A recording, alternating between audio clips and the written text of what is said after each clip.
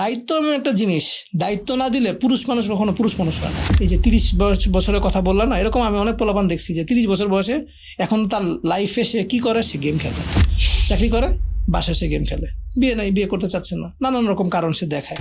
এখন এটা সত্যি কথা যে আমাদের বিয়ের যে চাহিদা, আমরা যখন ফিজিক্যালি বালেগ হই, আমি হয়তো 12 বছর বয়সে বালেগ হয়েছি, এখন 12 বছর বয়সে আমার খিদা লাগছে হচ্ছে দুপুরবেলা, না খেয়ে আসি, রাত্রেবেলাও খাই নাই, পরের দিন সকালবেলা একটা সময় থাকে না, খিদাটা মরে যায়।